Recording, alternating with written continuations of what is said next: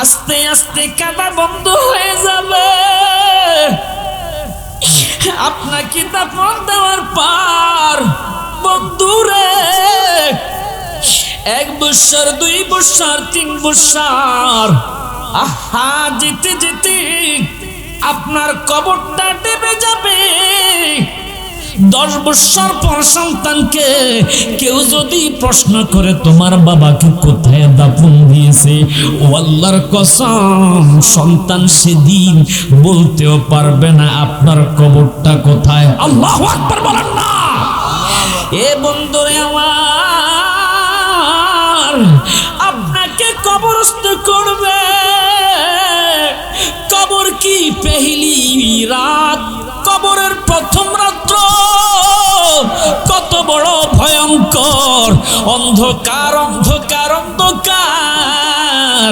আমার নবীজি বলেন উম্মত, তোমারে যখন কবরের মধ্যে রাখবে, উম্মতরে 2 জন ফেরেশতা তোমার কাছে আসার আগেই রুম্মান নামক ফেরেশতা এসে তোমাকে কবরের মধ্যে বসাইবে।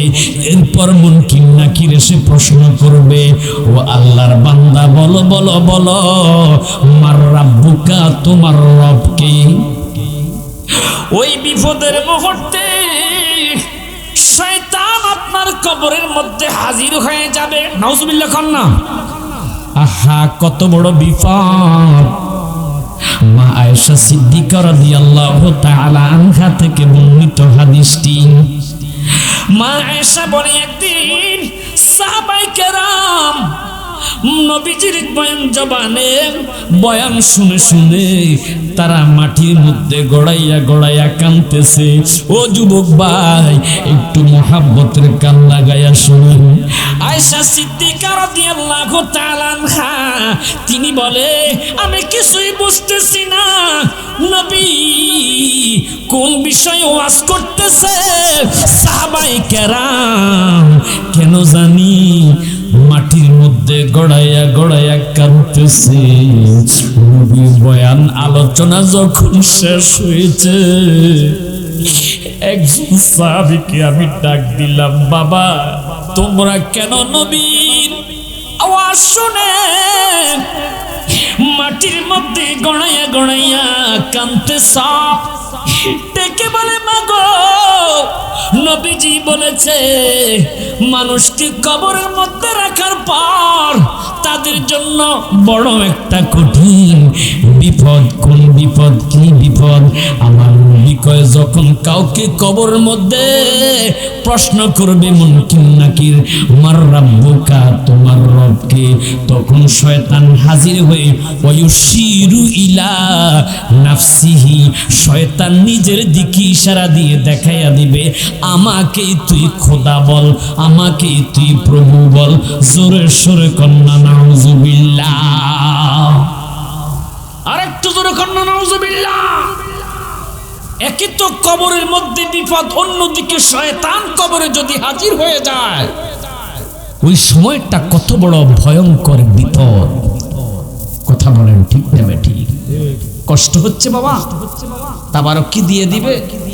আমরা কি তাবারকের জন্য এসেছি না আল্লাহ রাসূলের মহব্বতে এসেছি? আল্লাহ কবুল করেন, সবাই বলেন আমিন। আল্লাহু ক্যা জাহান্নাম अभी भी न सर्द होगा, रूरू की मुस्तफा में दरिया बहा दिए, उनकी महकीनी दिल की गुल से खिला दिए हैं, जिस राह चल गए हैं ऊंचे बसा दिए हैं। চিৎকার করে কন্যা ইয়া রাসূলুল্লাহ। বন্ধুরে আমার, কবির গভীর মনোযোগ।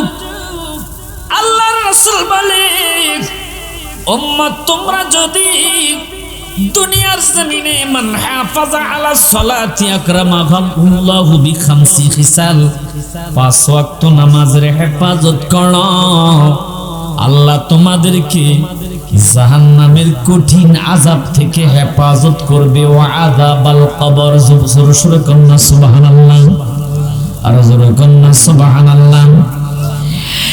বন্ধুরা গভীর মনোযোগ, কবরের আযাব বড় ভয়ঙ্কর।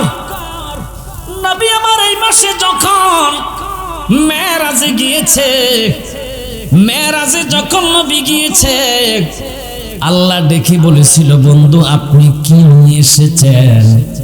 আমার নবী কয়, আল্লাহ আত-তাহিয়াতু লিল্লাহি ওয়াস-সালাওয়াতু ওয়াত-তাইয়্যিবাত। আমি আমার উম্মতের জবানি বদনি সব ইবাদত গুলো গাটুরি বেঁধে আপনার জন্য হাদিয়া এনেছি। সুবহানাল্লাহ। আল্লাহ খুশি হইয়া আমার নবীজিকে সালাম দিলেন, আসসালামু আলাইকা আইয়ুহান নবী। তাশাহুদের মধ্যে আছে না নাই? বন্ধুরে আমার নবী সেদিন বলেছিল, ওয়ালা ইবাদিল্লাহিস সলিহিন। আমার আল্লাহ পাক খুশি হইয়া বন্ধুকে কাছে আনলেন। 27 বছর নবীজির সাথে প্রেমালাপ করলেন, নবীকে জান্নাত দেখাইছে। আমার নবী কয়, আমি যখন জাহান্নাম দেখতে গিয়েছি, মাগো আজকে মাহফিলের মধ্যে অনেক মায়েরা এসেছেন। আমার দয়াল নবী, মায়ার নবী কয়, উম্মত আমি জাহান্নামের মধ্যে গিয়ে দেখেছি বহুত মহিলা, যাদের জিহ্বার মধ্যে জাহান্নামের লোহার শলা ঢুকাইয়া তাদেরকে ঝুলিয়ে রাখা হয়েছে। নিচে জাহান্নামের আগুন দাউ দাউ করে জ্বলতেছে। আল্লাহু আকবার। আরেকটু জোরে করনা, আল্লাহু আকবার। মা মাগো, মনটাকে একটু নরম করে সেই কথাগুলো মনে করেন। আমার নবী কয়, জিবরাইল, জিবরাইল, এই মহিলাগুলোর শাস্তি কেন? জিহ্বার মধ্যে লোহার গরম শলা ঢুকাইয়া জাহান্নামের মধ্যে ঝুলিয়ে রাখা হয়েছে। আমার নবী ইব্রাহিমকে জিজ্ঞেস করেছে, নবী জানে কি জানে না? এরপর নবী দুনিয়ার মানুষদেরকে বুঝাইবার জন্য বলতেছে। জিবরাইল জবাব দিল, নবী গো, এরা দুনিয়ার জমিনে নিজের স্বামীকে গালমন্দ করেছে, প্রতিবেশীর সাথে খারাপ আচরণ করেছে, এমন মহিলা সমাজে আছে না নাই? না, আপনাদের এলাকার মহিলারা ভালো আছে? কয় আছে, আছে। আমি তো আর জানি না আছে না কিরকম। হাই রে, কি কয় বাবা, আজকে অনেক মায়েরা এসেছে, বলার দরকার আছে না নাই? স্বামীর সাথে খারাপ আচরণ করে, গালমন্দ করে, স্বামীকে ঘরে রেখে মার্কেটে চলে যায়, আছে না নাই? কথা কোন আছে না নাই? আর রাজিলাতু মিনান নিসা, এদেরকে বলা হয়েছে মর্দামর কানারি, যারা স্বামীকে ঘরের মধ্যে রেখে নিজে মার্কেটে চলে যায়। আল্লাহ রাসূল বলেছে, মুসলিম শরীফের মধ্যে হাদিসটা এসেছে, ওয়া আতা'আর রাজুলু ইমরাআতুহু ওয়া আক্কা উম্মাহু। এই পুরুষেরাও এমন হয়ে গেছে, তারা নারীর বাধ্য হয়েছে, নিজের মার অবাধ্য হয়েছে। ওয়া আদনা সাদিকাহু ওয়া আকসা আবাহু, নিজের বন্ধুকে আপন মনে করে কিন্তু বাবাকে পর মনে করে। আছে না নাই? কথা বলেন, আছে না নাই? আল্লাহর হাবিব বলে, আমি এবার জাহান্নামের মধ্যে যেতে যেতে যেতে যেতে একটু সামনে গেলাম। নবী গো, আপনি কি দেখেছেন? নবী কয়, আমি এবার দেখতেছি এমন কিছু নারী যাদের চুলের মধ্যে বান দিয়ে, চুলের মধ্যে জাহান্নামের বেড়ি দিয়ে বান দিয়া উপরের দিকে ঝুলিয়ে রাখা হয়েছে, তাদের নিচে জাহান্নামের আগুন দাউ দাউ করে জ্বলতেছে। জিবরাইল, কেন শাস্তি বলো বলো বলো। জিবরাইল ডেকে বলে নবী গো, ও দয়াল নবী, এরা দুনিয়ার জমিনে এমন বেহায়াপনা ভাবে চলতো, যারা মাথার মধ্যে কাপড় দিত না, রাস্তার মধ্যে চলতো, মাথা উঁচু করে চুলগুলো উপরের দিকে বেঁধে বেঁধে চলতো, অনেকে চুল ছেড়ে দিয়ে রাস্তার মধ্যে চলতো। এরকম বেহায়াপনা নারী আছে না নাই? মা দুঃখ নিয়ে না, একদিন আপনি লাল শাড়ি পরে স্বামীর ঘরের মধ্যে প্রবেশ করেছেন, আবার একদিন আপনি এই স্বামীর ঘর থেকে চির বিদায় নিয়ে যেদিন চলে যাবেন গো মা, আপনাকে এমন একটা শাড়ি পরিয়ে দেওয়া হবে, সেই শাড়ি 5 টুকরো থাকবে। আল্লাহু আকবার। মা গো মা, 5 টুকরা সেই কাপড়, কোনো ফুল থাকবে না, কোনো সেলাই থাকবে না, আপনার ঘরের সামনে 4 পায়াওয়ালা একটা পালকি চলে আসবে। কেউ যাবে বাঁশ কাটতে, কেউ যাবে আপনার জন্য একটা 3.5 হাত গর্ত ঘর করতে, কথা করতে ঠিক। আমার বন্ধুরা ওই কবরের কথা মনে করেন, আজকে এই কবরের ভয় মানুষের অন্তর থেকে উঠে গেছে। কবরের পাশ দিয়ে মানুষ যায়, একটু চিন্তা করে না এই ঘরে আমাকে একদিন যেতে হবে, কথা ঠিক। চিৎকার দিয়ে কন্যা আল্লাহু আকবার। আমি যাব কবরেতে, কেউ তো যাবে না, বলেন আমি যাব।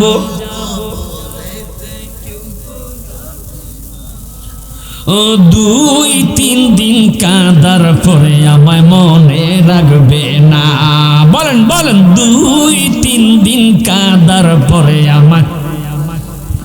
উম্মতের দেওয়ানা নবী আছেন কাঁদিতে, উম্মতের দেওয়ানা নবী আছেন কাঁদিতে, ওদের জন্য কান্দেন নবী ওই মদিনাতে, বলেন ওদের জন্য কান্দেন নবী।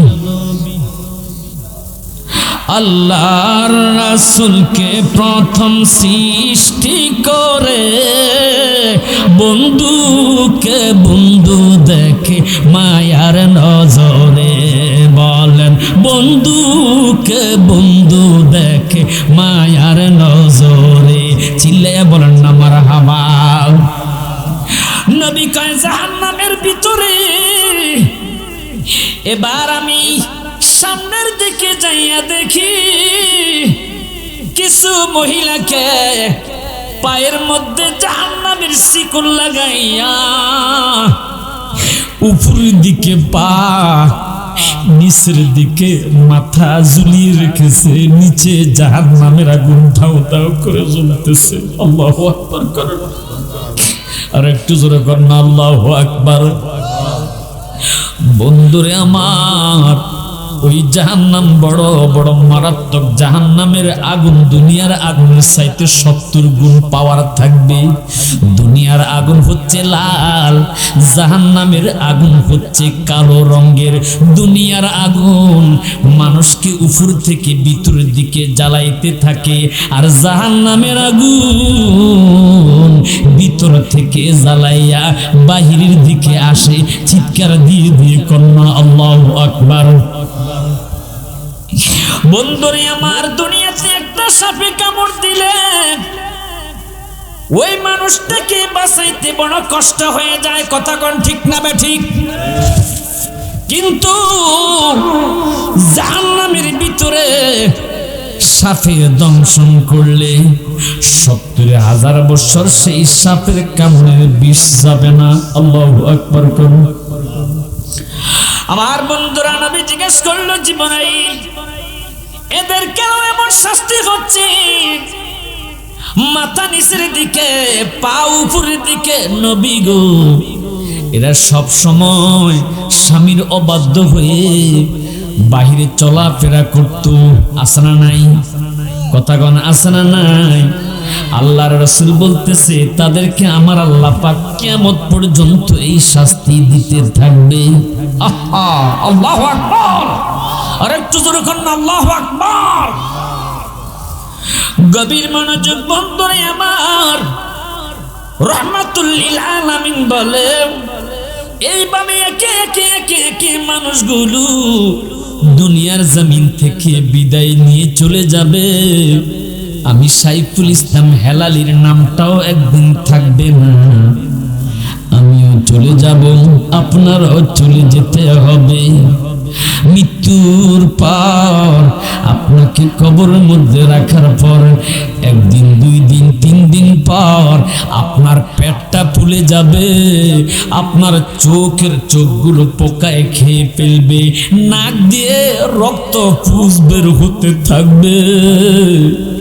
যেই শরীরটার এত যত্ন করেছেন, আমার বন্ধু লবণ মেখেছেন, মাথার মধ্যে তৈল দিয়েছেন, চেহারায় পেয়ারন লাভলি দিয়েছেন, সেই শরীরটা পোকায় খেয়ে ফেলবে, হাড্ডিগুলো কবরের মধ্যে পড়ে থাকবে।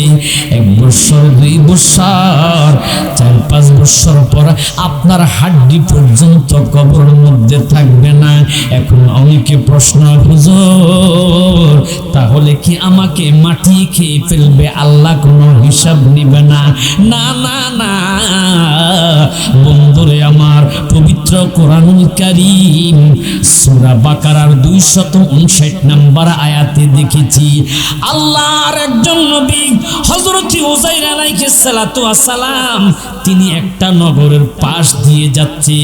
আও কাল্লাযী মাররা আলা ক্বরিয়াতিন ওয়া হিয়া খাওয়িয়াতুন আলা উরুশিহা, চিৎকার দিয়ে দিয়ে কন্যা আল্লাহু আকবার।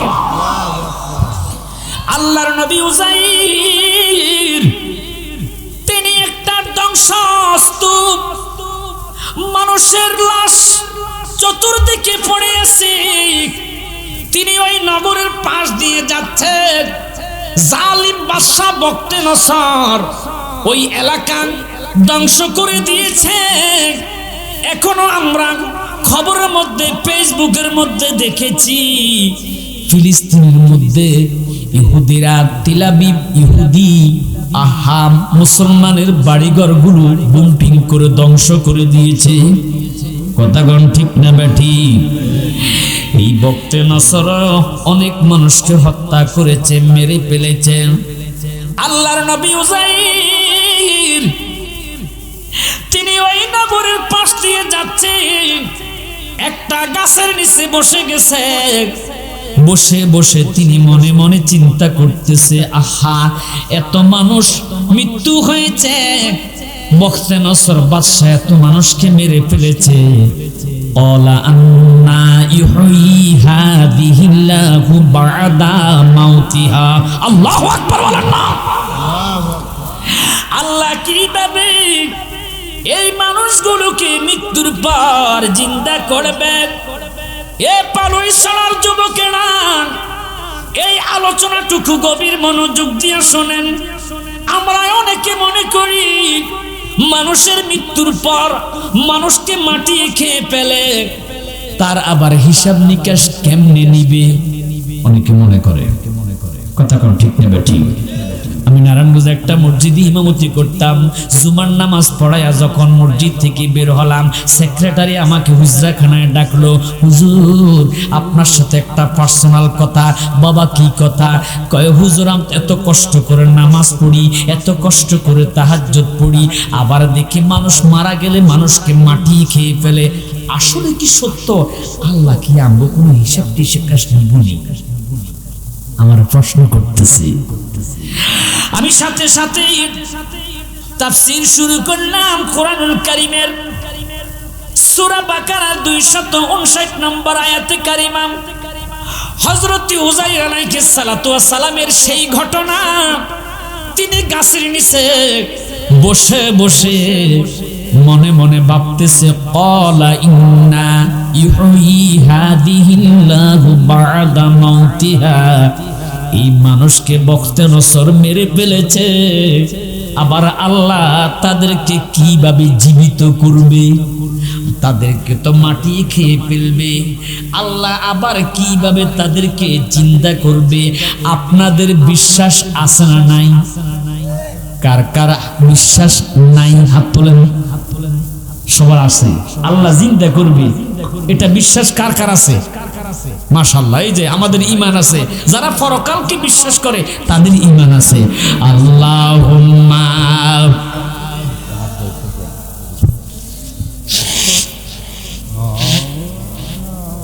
মুহাব্বতে ওয়া আলা আলি মাওলানা। আপনাদের কি কষ্ট হচ্ছে? অনেক ভাইয়েরা দাঁড়িয়ে আছে, যদি আপনারা ভালো মনে করেন জায়গাটা গরম করতে 10-15 মিনিট লেগে গেছে, এদেরকে ডাকতো আমার কষ্ট লাগে। যদি বলি সামনে আগান, তো দেখা যায় গরম জায়গাটা সাইডা দিয়ে ঠান্ডা জায়গায় বসতে হয়, এই জায়গাটা গরম করতে তাদের অনেক সময় লাগছে। আমি বলবো না, আপনার ইচ্ছা, যদি মনে করেন সামনে আগাবেন আগায়েন, আর যদি মনে করেন জায়গায় বসে বসে আরামে ওয়াজ শুনেন তাও শুনতে পারেন। একটু আল্লাহর জিকির করে আল্লাহু আল্লাহ আল্লাহু আল্লাহ আল্লাহু জোরে আল্লাহু আল্লাহ আল্লাহু আল্লাহ। আমার মনের বেদনা বলেন বুঝাইলে কেউ বোঝে না, ওর শোনাইলে কেউ শোনে না, নবী শোনাইলে কেউ শোনে না, নবী শোনেন শাহে মদিনা। আল্লাহু আল্লাহ, জবান খুলে আল্লাহ আল্লাহ। আমরা রাত্রে যখন শুইতে যাই, আহা কেঁদে আমার বুক বাসাই, আমি কবে যাব মদিনায়। আল্লাহ আল্লাহ আল্লাহ আল্লাহ বলেন আল্লাহ আল্লাহ। মাশাআল্লাহ, মুহাব্বতে আল্লাহ আল্লাহ ও আল্লাহ আল্লাহ আল্লাহ আল্লাহ আল্লাহ আল্লাহ আল্লাহ।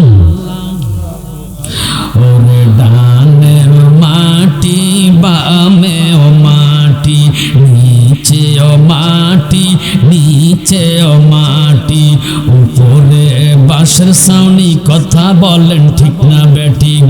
আহা আল্লাহু আকবার বলেন না। আল্লাহু আল্লাহ আল্লাহু আল্লাহ আল্লাহু আল্লাহ আল্লাহু আল্লাহ আল্লাহু আল্লাহ আল্লাহু আল্লাহ। লা ইলাহা ইল্লাল্লাহু মুহাম্মাদুর রাসূলুল্লাহ সাল্লাল্লাহু আলাইহি ওয়াসাল্লাম।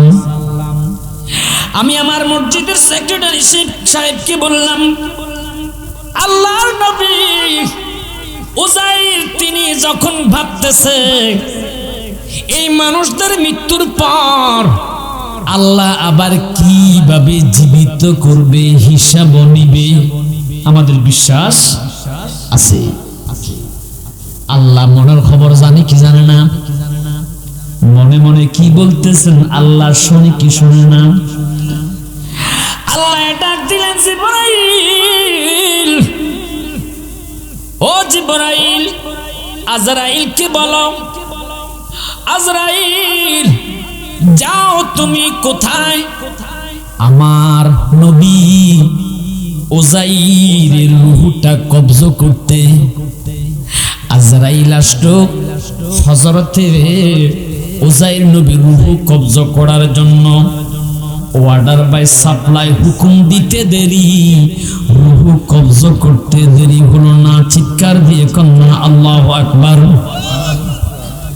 আল্লাহর নবী হযরত উযাইর আলাইহিস সালাতু ওয়াস সালামের রুহু কবজা করার পর ওনার লাশটা গাছের নিচে পড়ে আছে কতদিন ও বন্ধু, কত মাস।